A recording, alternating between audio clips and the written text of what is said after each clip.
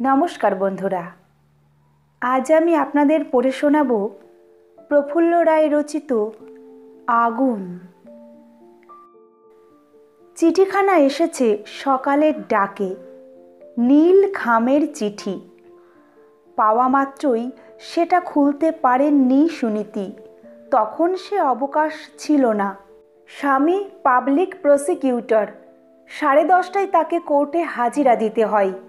বড় ছেলে বিমল লখনৌয়ে একটা ব্যাংকের বিরাট অফিসার। 9টার লোকাল ট্রেনটা ধরতে না পারলে লেট হওয়া অবধারিত। ছোট ছেলে কমল আর একমাত্র মেয়ে সুরভি কলেজে পড়ে। তাদের ক্লাসও 11টার মধ্যেই। এদিকে কপাল গুনে যে রাঁধুনিটা জুটেছে, তার নড়তে চড়তেই প্রহর কাবার। অতএব সবার সঙ্গে তাল দিয়ে ফিরতে ফিরতে সকালের দিকটা চোখে আর কিছু দেখতে পান না সুনীতি। অবশ্য বড় ছেলের বিয়ে দিয়েছেন, বৌমাটি হয়েছে মনের মতো। সব সময় তার পায়ে পায়ে ঘুরে ঝক্কিগুলো ভাগাভাগি করে নেয়। যাই হোক, অফিস যাত্রী, কলেজ যাত্রী আর এজলাস যাত্রীদের যার যার গন্তব্যে পাঠিয়ে দিয়ে খাওয়ার পালা চুকিয়ে যখন খামখানা হাতে নিয়ে বসলেন, তখন দক্ষিণায়নের সূর্য পশ্চিম আকাশের ঢাল বেয়ে অনেকখানি নেমে গেছে। সময়টা অঘ্রাণের মাঝামাঝি। এর মধ্যেই উত্তরপ্রদেশের শীত বেশ সমারোহ করেই নামতে শুরু করেছে। রোদটা স্তিমিত, নিষ্প্রভ, অনুজ্জ্বল। বাতাসেও বেশ টান ধরেছে। খামটা হাতে নিয়ে কিছুক্ষণ বসে রইলেন সুনীতি। প্রায় প্রতি সপ্তাহে তার নামে চিঠি আসে। দাদারা লেখেন, দিদিরা লেখেন, বাবা মা লেখেন। তাঁদের হাতের লেখার সঙ্গে তিনি পরিচিত, কিন্তু এই খামটার ওপর যে নাম ঠিকানা রয়েছে, সে হস্তাক্ষর তার সম্পূর্ণ অচেনা। কিছুটা বিস্ময়ের বশে, কিছুটা বা কৌতূহলে নীল আবরণ ছিঁড়ে চিঠিটা বার করে পড়তে লাগলেন সুনীতি। প্রিয়ংবদে না সুহাসিনী, কি নামে সম্বোধন করব বুঝে উঠতে পারছি না। এখনো তোমার কথা শুনলে হৃদয় ময়ূরের মতো পেখম মেলে কি না, কিংবা হাসলে সুধা ঝরে কি না, কিছুই জানা নেই। অতএব সম্বোধনের বালাইটুকু বাদ দিলাম। খবর পেয়েছি চুটিয়ে সংসার করছো। তোমার স্বামী কারি কারি টাকা রোজগার করেন। বড় ছেলেটিও কৃতি হয়েছে, অন্য ছেলে মেয়েরাও বেশ ভালো। বড় বৌমাটিও চমৎকার। অতএব আশা করি সুখ আর টাকার টনিকে ফুলে ফুলে একটি মৈনাক পর্বত হয়ে উঠেছ। অবশ্য এটা আমার নিছক অনুমান। একদিন দেখেছিলাম হরিণীর মতো তোমার চোখ, মেঘের মতো চুল, চম্পা কলির মতো আঙুল, নবীন বর্ষার সজীব লতাটির মতো শরীর।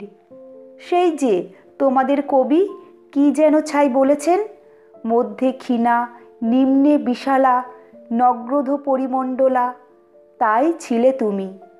আমার দেখা তুমি আর আমার অনুমান করা তুমি, এই দুয়ের ভেতর মিল আছে কি না বড় জানতে ইচ্ছে করছে। একদিন তো ছিলে সুললিতে রসবতী, প্রাণটি ছিল সরোবরের মতো টলটলে। সে সরোবর মজে হেজে বুঝে গেছে কি না কে বলবে। বুধবার 5টা নাগাদ এলাহাবাদ থেকে লখনৌ যাবার পথে আমার ট্রেনটা তোমাদের স্টেশনে মিনিট 10-এর জন্য দাঁড়াবে। যমুনা পুলিনে কৃষ্ণ কানাইয়ার বাঁশি শুনে শ্রী রাধিকে যেমন লোকলজ্জা ভুলে বেরিয়ে আসতো, একদিন আমার ডাকে তুমিও তেমনি আসতে পারতে। আমার সেই সুখের দিন আজ আর আছে কি না জানি না। যাই হোক, ইতিতে নামটা দিলাম না, চিনতে পারলে স্টেশনে এসো।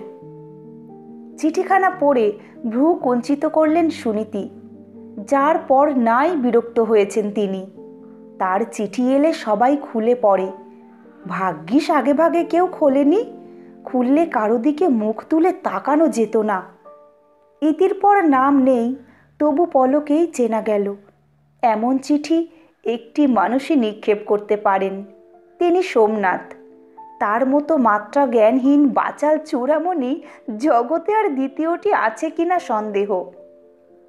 সোমনাথের ওপর বিরক্ত হয়েও হঠাৎ উজান টানে জীবনের পিছন দিকে ফিরলেন সুনীতি এবং মুহূর্তে স্মৃতির ভেতর বিভোর হয়ে গেলেন। এক আধটা দিন নয়, প্রায় 30 বছর হয়ে গেল। মনে পড়ছে তখন তার বিয়ে হয়নি। কলকাতায় বাপের বাড়ি, সেখানেই থাকতেন। বড়দির বিয়ে হয়েছিল হাওড়ায়, মেজদির বর্ধমানে, কিন্তু শেষদির বিয়ে হয়েছিল সুদূর পাঞ্জাবে। চাকরির খাতিরে সেজো জামাইবাবুরা ওখানকার প্রবাসী। বড়দি মেজদির সঙ্গে প্রায় দেখা হতো, কিন্তু শেষদির পক্ষে পাঞ্জাব থেকে যখন তখন আসা সহজ নয়। বিয়ের পর বারদুই এসে আসাটা হঠাৎ বন্ধ হয়ে গিয়েছিল। তারপর বছর 3 চিঠিপত্র ছাড়া আর যোগাযোগ ছিল না। মনে পড়ছে সেবার বাবার খুব অসুখ। শেষ দিকে টেলিগ্রাম করা হয়েছিল। সেজো জামাইবাবু আসতে পারেননি। এক দেওরকে সঙ্গে করে শেষদি চলে এসেছিলেন। শেষদির সেই দেওরটি সোমনাথ। শেষদিরা এসে পৌঁছাবার প্রায় সঙ্গে সঙ্গেই বাবা সুস্থ হয়ে উঠেছিলেন। যাই হোক, এতদিন পর শেষদি আসায় বাড়িতে উৎসব শুরু হয়ে গিয়েছিল। তবে উৎসবের ঘটাটা তার দেওরটিকে নিয়েই বেশি হয়েছিল। শেষদির দেওরটি অর্থাৎ সোমনাথ অসাধারণ কৃতি ছাত্র। সে সময় ইউনিভার্সিটিতে অঙ্কের দুরূহ একটা বিষয় নিয়ে কি গবেষণা করছিলেন। দেখতেও চমৎকার, তীক্ষ্ণ নাক, মেদহীন দীর্ঘ শরীর, বুদ্ধিদীপ্ত চোখ, উজ্জ্বল কপাল, স্বর্ণাভ গাত্রবর্ণ, সব মিলিয়ে আশ্চর্য সুপুরুষ।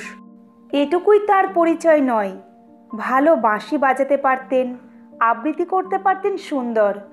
তাছাড়া ছিলেন অত্যন্ত হাসিখুশি, রগুড়ে, আমোদপ্রিয় এবং বোধহয় কিঞ্চিৎ ফাজিলও। এসেই সবাইকে মাতিয়ে দিয়েছিলেন সোমনাথ। মনে পড়ে সবার মতো তার সঙ্গেও সোমনাথের পরিচয় করিয়ে দিয়েছিলেন শেষদি। তখন তার আর কত বয়স, খুব বেশি হলে অষ্টাদশী হবেন। বড় বড় চোখ করে সোমনাথ বলেছিলেন, বোনটি তো তোমার খাসা দেখছি বৌদি। প্রথম পরিচয়ের দিন এভাবে কেউ বলতে পারে ভাবা যায়নি।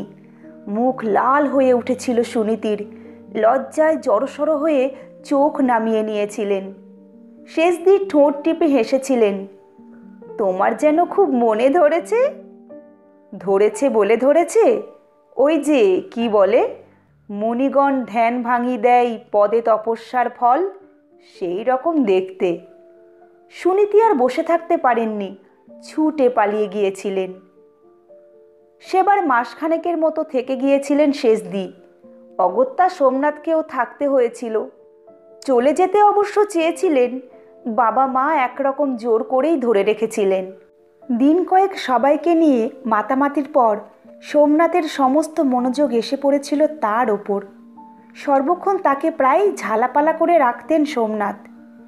এমন এক একটা কথা বলতেন, রসিকতা করতেন যে লজ্জায় সুনীতির মাথা কাটা যেত। এমনিতেই তার বাপের বাড়ির সংসারটা ছিল অত্যন্ত রক্ষণশীল। মেয়েদের চলাফেরার ব্যাপারে চারদিকে অনেক গণ্ডি-কাটা ছিল, কিন্তু সোমনাথ আসার পর কড়াকড়ি বেশ আলগা হয়ে গিয়েছিল, অন্তত সুনীতির পক্ষে। সোমনাথের আগ্রহে সবাই মিলে একদিন বোটানিক্যাল গার্ডেনে যাওয়া হয়েছিল পিকনিক করতে। তাছাড়া প্রায়ই কলকাতার একটা করে দর্শনীয় জায়গায় বেড়াতে যেতে হতো। অবশ্য রোজ সবার পক্ষে যাওয়া সম্ভব হতো না, তবে শেষদি আর সুনীতি সোমনাথের সঙ্গে বেরুতেনি। সবচাইতে উল্লেখযোগ্য ব্যাপার, একদিন সোমনাথ একলা তাকে সিনেমায় নিয়ে গিয়েছিলেন, আরেকদিন নিয়ে গিয়েছিলেন গঙ্গার ধারে। এর আগে দাদা বৌদি বা মায়ের সঙ্গ ছাড়া বাড়ির বাইরে একটি পাও বাড়াননি। সোমনাথের সঙ্গে বেরুতে গিয়ে লজ্জায়, কুণ্ঠায় আর খুশিতে হৃৎপিণ্ডে এসরাজে ঝড় টানার মতো কিছু একটা হচ্ছিল, যা ঠিক মুখের কথায় বোঝানো যায় না। একটা ব্যাপারে লক্ষ্য করেছিলেন সুনীতি, সোমনাথের সঙ্গে বেরুতে কেউ আপত্তি তো করেইনি, বরং সবাই যেন খুশি। ঘরে, বারান্দায়, খিলানে, অলিন্দে, বাড়ির সর্বত্র একটা গুঞ্জন শুরু হয়েছিল। গুঞ্জনটা যে তাকে আর সোমনাথকে ঘিরে একটু কান পাতলেই তা টের পাওয়া যেত। একটি রমণীয় পরিণামের স্বপ্ন দেখতে শুরু করেছিলেন সবাই। মনে আছে, সে সময় কারো দিকে তিনি তাকাতে পারতেন না। শুধু মনে হতো ঘুম ঘোরে সুখের এক সরোবরে রাজহংসীটির মতো ভেসে বেড়াচ্ছেন। শুধু বাইরে বেরুনোই নয়, শেষ দিয়ে আরেক বিপদে ফেলেছিলেন। তার দেবরটি নাকি ভীষণ খেয়ালি, আত্মভোলা গোছের। তার খাওয়া দাওয়া স্নান ঠিকমতো হচ্ছে কি না তা সুনীতিকেই দেখতে হবে। অতএব বাবুর ঘুম ভাঙতে না ভাঙতেই চায়ের পেয়ালাটি নিয়ে শিওরে দাঁড়াতে হতো। স্নানের জন্য সকাল 10টা থেকেই তাগাদা দিতে হতো। সময়টা ছিল কার্তিক মাস। ছাদে বসে হিমের মধ্যে রাতের 2টো প্রহরী হয়তো বাঁশি বাজিয়ে গেলেন সোমনাথ। তারা দিয়ে তাকে শুতে পাঠাতে হতো। দেখতে দেখতে একটা মাস কেটে গিয়েছিল। একটা মাস বা দীর্ঘ 30টা দিন নয়, মনে হয়েছিল একটা মাত্র নিমেষ। ভোরের বাতাসে বয়ে আসা এক ঝলক সৌরভের মতো দিনগুলো কখন কিভাবে ফুরিয়ে গেছে তা যেন টের পাওয়া যায়নি। যাই হোক, শেষদিরা আর থাকতে পারলেন না। তাদের পাঞ্জাবে ফিরে যেতে হলো। মনে আছে, যাবার আগের দিন ছাদের নিভৃত কোণে দাঁড়িয়ে সোমনাথ বলেছিলেন, কাল চলে যাচ্ছি, তবে হৃদয়খানা কলকাতাতেই রেখে গেলাম। খুব খারাপ লাগছিল সুনীতির, ভয়ানক কান্না পাচ্ছিল। মাত্র কয়েকটা দিনের মধ্যেই সোমনাথ তাঁর প্রাণে গভীর রেখায় কিসের একটা ছাপ ফেলে দিয়েছেন। কাঁপা শিথিল সুরে সুনীতি জিজ্ঞেস করেছিলেন, আবার কবে দেখা হবে? মাঝখানে বাবা মা একবার আসবেন, তারপর একেবারে টোপর মাথায় দিয়ে আমার আবির্ভাব হবে, তখন দেখা হবে। সুনীতি আর কিছু বলতে পারেননি। শুধু মনে হয়েছিল হৃৎপিণ্ড উচ্ছ্বলিত হয়ে কোথায় যেন ঢেউ উঠেছে। সোমনাথেরা চলে যাবার পর পাঞ্জাব আর কলকাতায় দু পক্ষের অভিভাবকদের মধ্যে বিয়ের ব্যাপারে চিঠি যাওয়া আসা করেছে।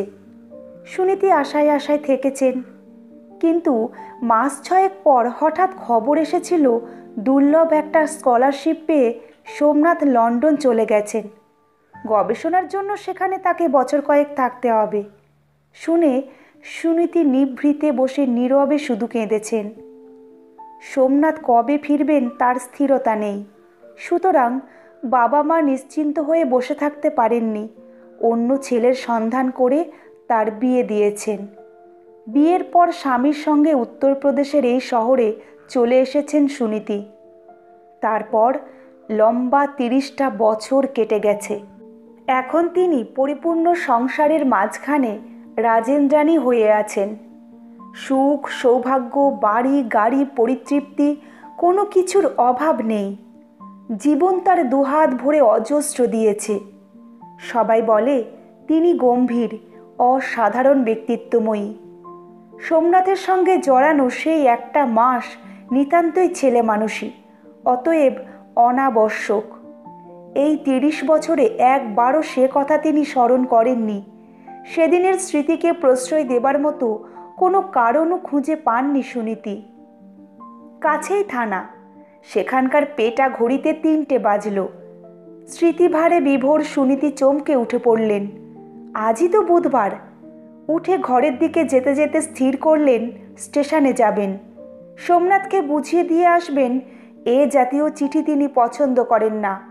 বাচালতা চপলতার জন্য তাকে যথেষ্ট তিরস্কার করবেন। একমাত্র গাড়িখানা নিয়ে স্বামী কোর্টে গেছেন, অতএব টাঙা ডেকে স্টেশনে এলেন সুনীতি। সঙ্গে সঙ্গে ট্রেনটা এসে পড়ল।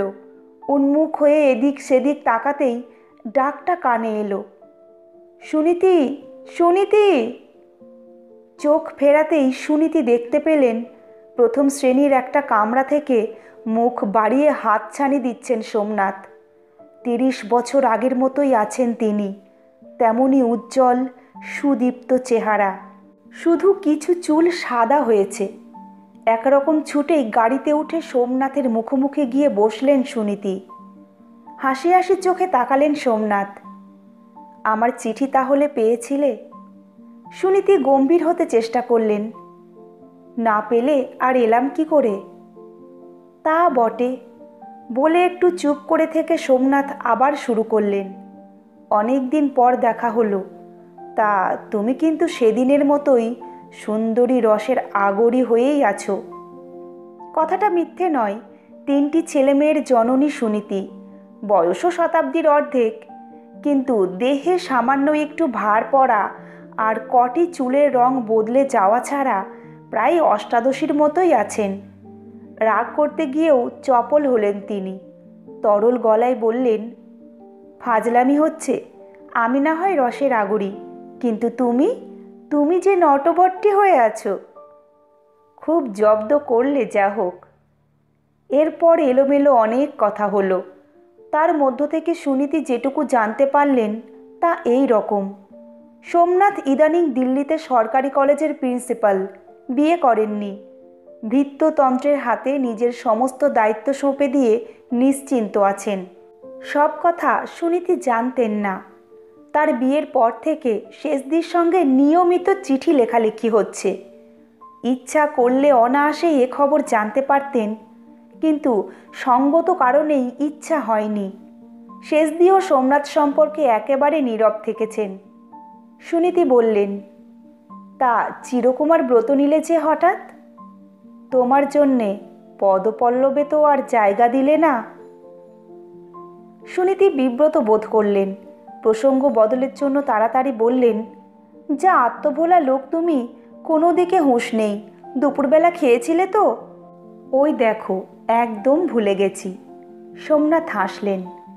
সুনীতি তাড়াতাড়ি প্ল্যাটফর্ম থেকে মিষ্টি আর ফল কিনে সযত্নে সাজিয়ে দিয়ে বললেন, খাও।